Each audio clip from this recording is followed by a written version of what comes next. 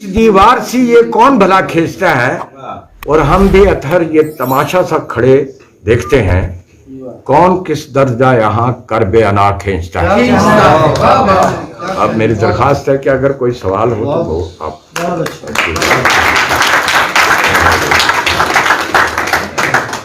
सवाल आप में से कोई करना चाहे? जी अच्छा। शुक्रिया सर, आपने हमें अपने शेरी जवानियात के तजर्बे में शरीक किया। अब हम शेर की बुनत के तजर्बे में भी शरीक होना चाहेंगे। मैं सर तो आपका तस्वुर शेर जानना चाहूँगा, क्योंकि हर शायर की कोशिश होती है कि उसकी शायरी ज़्यादा अरसे तक जिए, जिंदा रहे और हर ज़माने में उसकी पजीराई हो। तो इस कोशिश या इस मकसद के हसूल के लिए आप शेरी तजर्बे में कौन से महासिन इस्तेमाल करते हैं और कौन से मायब से बचने की कोशिश करते हैं? कोशिश करता हूँ कि नया कहने के लिए अपनी लफ्ज़ियात को भी तब्दील कर दूँ, अलामतों इस्तारों को भी तब्दील करूँ। और जब तक मैं अपने आप को अंदर से तब्दील नहीं करता तो मेरा बाहर भी तब्दील नहीं होता और मैं नया नहीं कह सकता। और नया कहने के लिए ज़रूरी है कि आपका अंदर भी नया हो, और शेर कहने के लिए ज़रूरी है कि आपके अंदर नज़्म हो। अगर आप लफ्ज़ों को उनके मुआनी दर मुआनी, तह दर तह मुआनी को अगर कहीं इस्तेमाल कर सकते हैं तो वो करें, ताकि आप आगे की तरफ सफ़र कर सकें। ये है सूरत है। और सर मेरा सवाल ये है, बेसिकली नो आमिर जो शुरा हैं अभी लिखना मतलब शुरू कर रहे हैं, उनके लिए ये है कि उरूज जब जानते हैं, उरूज से पहले वो समझते हैं काफिया रदीफ जो है ना शेर की कुल कायनात थे, वो इसमें लिख रहे। लेकिन जब उनको पता होता है कि बैर भी चीज़ एक है और उरूज भी है, जब वो उरूज सीखते हैं फिर वो अपनी जो पिछली जो शायरी है मतलब अच्छी तरीके से वो करना भूल जाते हैं, कि मतलब वजन को फिट करते करते अपना ख्याल वो भूल जाते हैं। इसके लिए सर जो नो आमिर शुरा हैं वो पहला ख्याल अपना सिलेक्ट करें या वजन के मुताबिक, इसके बारे में आप जो है नो आमिर शुरा के लिए कौन सा मशवरा देंगे? एक गुजारिश ये है कि ये सीखने का अमल है, मश्क का अमल है। दूसरा ये है कि शायरी तो बगैर उरूज के भी हो रही है जी, और अगर हो रही है और उसमें वाकई शायरी है तो आप वो करें। नसरी शायरी तक तो हम पहुंच गए हैं ना, नसरी नज़्म तक, और उसको कबूलियत हो रही है, और कबूलियत आम अभी नहीं है, लेकिन उसको कबूलियत अदबी हलकों में हो रही है।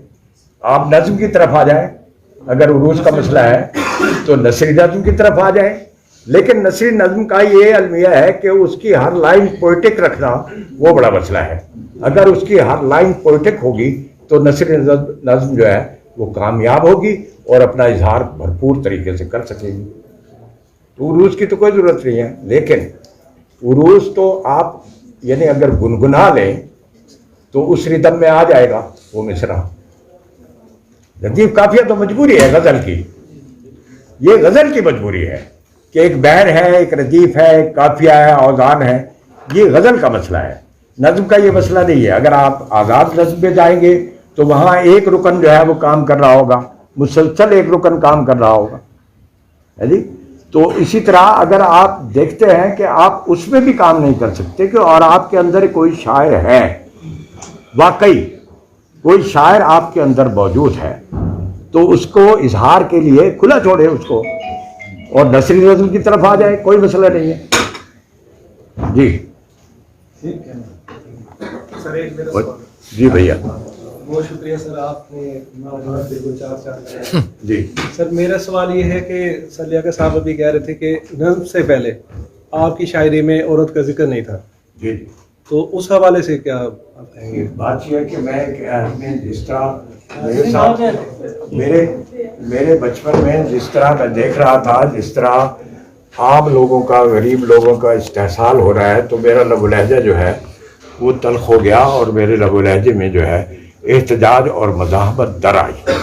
ठीक है, तो मैं भूल गया कि आपका सवाल क्या है कि औरत वाला। भाई औरत हमारी ज़िंदगी का हिस्सा है, लेकिन मामला ये है कि मैं जो वो मार्बिड रोमांसिज्म है उसका कायल नहीं हूँ। ठीक है ना जी, आप औरत को शरीक रखें ज़िंदगी में, उसकी तारीफ भी करें, वो आपको इस शायरी में भी कहीं कहीं नजर आई होगी, है नहीं?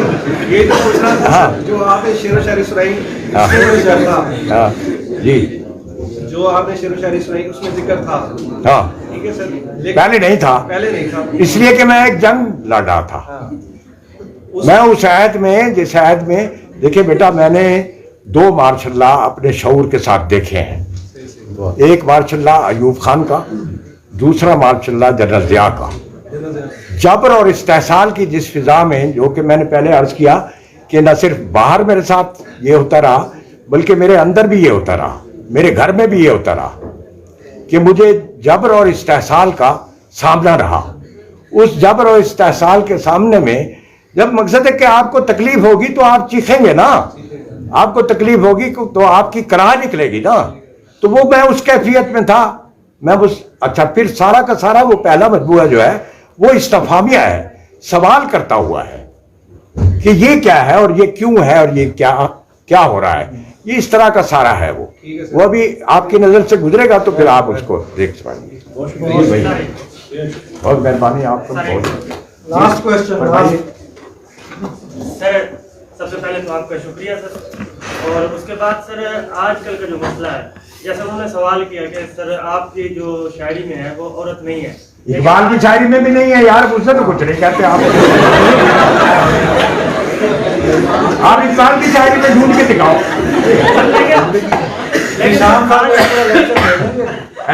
आजकल जो शायरी चल रही है सर, उसमें जो एक अहम मुकाम है सर वो औरत को हासिल है। वो जो बाकी माशरे की जो पेचीदगियां हैं उनको सर पस मंजर पस पुष्ट डाल दिया गया है सर, उस हवाले सर क्या मोहब्बत भाई, मोहब्बत जो है ना वो तो आपको जिनसे मुखालिफ से क्यों होती है, मेमने से क्यों नहीं होती, ये लहलहाते हुए पत्ते से क्यों नहीं होती, और शाख पर रुका हुआ खिजा का आखिरी पत्ता जो है उससे क्यों नहीं होता। मोहब्बत है ना।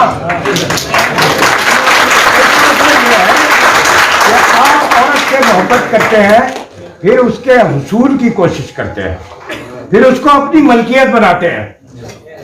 ये मसला है ना कि वो आपकी मलकियत में आ जाए, फिर दूसरे के लिए कुछ ना रहे। तो ये आपकी खुदगर्जी है जो मुझ में नहीं है।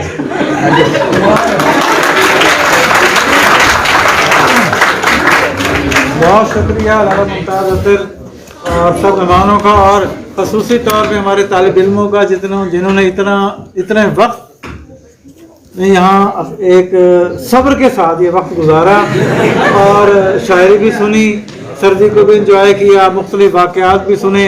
और तमाम बच्चों का शुक्रिया जो यहाँ मौजूद थे, और इस वक्त हम महफिल को बर्खास्त करते हैं। और इंशाअल्लाह इसी तरह की महफिलें जो हैं वो जैसे जैसे आइंदा हमारे पास दीगर मेहमान आते रहें, ये महफिल इसी तरह से जारी रहें। बेहद शुक्रिया।